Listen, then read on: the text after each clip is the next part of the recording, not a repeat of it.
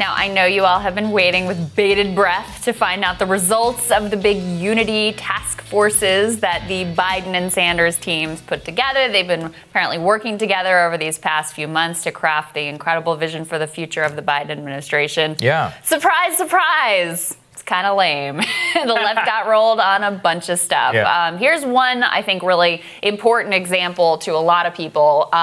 The Biden team apparently took a very firm stance on something you'll be happy about, Saagar, and I'll be very unhappy about, which is they said absolutely not to legalizing pot. They also did not want to get rid of qualified immunity for police officers. That actually puts Biden to the right of the majority of the Democratic caucus in the House. Think about that. The majority of the public. Yeah. I mean, legalizing marijuana, like, you have your position, but 2/3 of America supports it at this point. Yeah. 2/3 of America supports it at this point.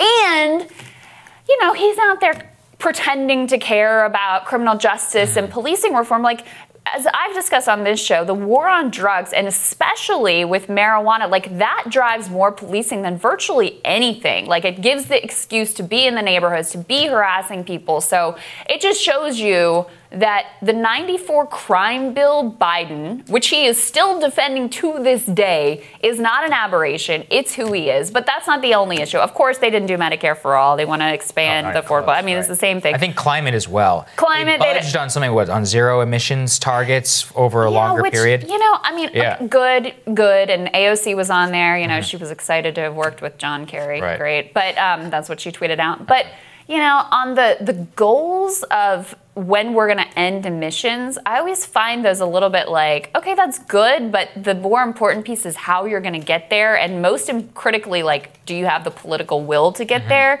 which has always been up in the air. But anyway, so on all the major things, Green New Deal, Medicare for all, and even on legalizing marijuana, no movement really of significance towards the left. And look, why should he? He's not under any pressure to. No. Yeah. Everybody's going to vote for him anyway. He has no incentive to do so. He has no incentive to do so. So it's ultimately no surprise. Bernie voters said they would still support him. What was it? 87 to 4. Yeah, 87 to 4. So there's not a lot of pressure being there. But you know what? You got to say, Bernie Sanders, I was not expecting this from him. It's like a hostage statement on Chris, I think is on Chris Hayes' show last night. Let's take a listen.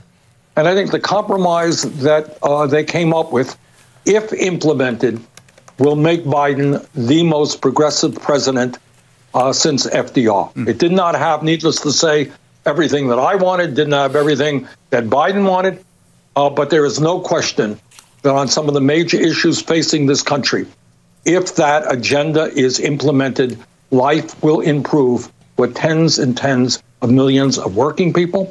It'll improve for our environment and for climate change, criminal justice, and for the needs of low-income people.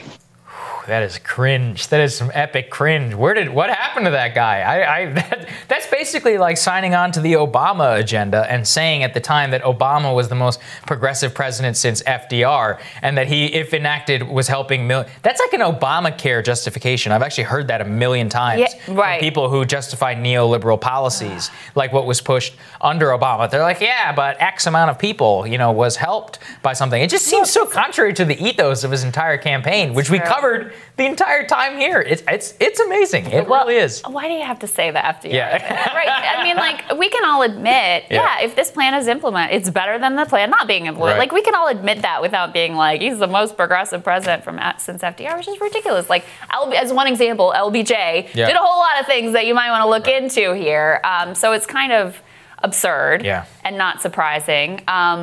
And particularly not surprising because we all recall one of our favorite moments when Biden really said something much more revealing than these task forces will ever be about how he actually saw his administration, saying that he wants to be a bridge to the Mayor Petes of the world. We can throw that tweet up there. This is for a pool reporter. I don't know, he was at an event or a fundraiser, something. He was doing something. I view myself as a transition candidate. My job is to bring the Mayor Petes of the world into this administration, which, you know, I think says a lot more about the ethos of the Biden administration than any imagined FDR legacy type of thing. And we have some news on the Mayor Pete front, Saagar, that we want to share with our viewers here. You are all going to cringe so hard when you watch this. This is like a segment full of cringe.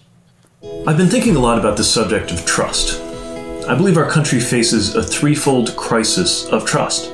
Trust in our institutions, in each other, and trust around the world in America itself. Our democracy depends on high levels of trust, but social and political trust have been moving in the wrong direction. Looking at why and wanting to explore the building blocks of the trust we're going to need in the years ahead, I decided to put pen to paper to try to start a new conversation about this issue going into the fall.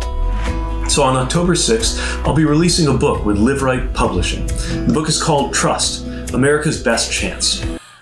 It's so perfect. Trust. Trust.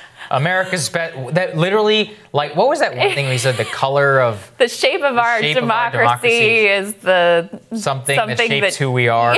It was like, it literally doesn't mean anything. That is what that was all about. So that's what Joe Biden wants to be a transitionary candidate for. I think that this was all best taken together. I mean, Bernie just completely falling over, bowing down. I think we Biden. Might need to put a trigger warning on this video. Yeah, There's a lot going on here. It's painful to live through. It's very painful. And the book is coming out this October, so get very excited. Hey, you know what? We're going to put in a request to interview him. So yes. maybe you'll come on Rising. Oh my God, that would be great. All right, more Rising for you after this.